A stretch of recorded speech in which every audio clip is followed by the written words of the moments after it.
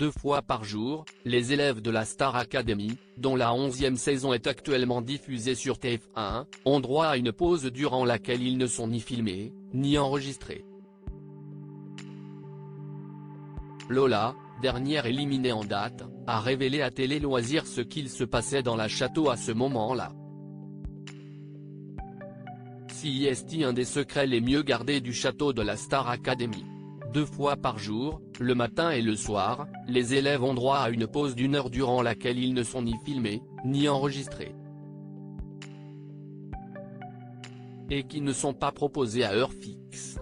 Sur le live de MyTF1 Max, où il y a 30 minutes de décalage, les internautes peuvent découvrir à ce moment-là une image fixe du château accompagnée de la mention « Les élèves sont en pause ».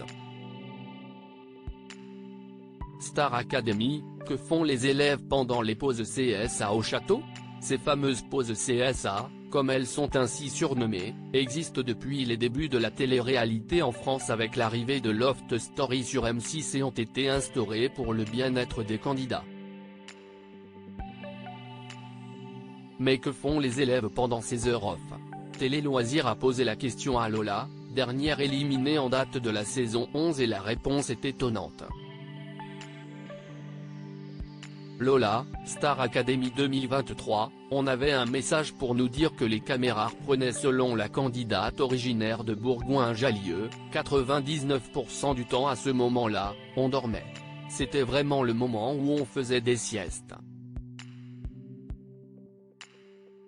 On tombait comme des mouches. Et des fois, on avait un message pour nous dire que les caméras reprenaient, mais on ne se réveillait pas, s'amuse-t-elle.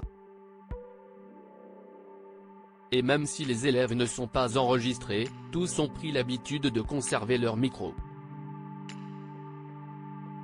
D'un point de vue logistique, on les gardait tous parce que c'est beaucoup plus facile, nous explique Lola.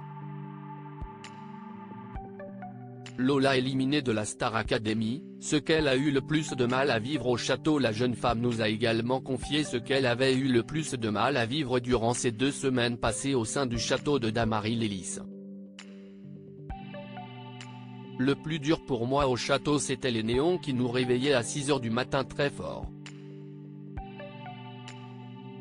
Ça faisait très mal aux yeux et ils restaient allumés du matin jusqu'au soir.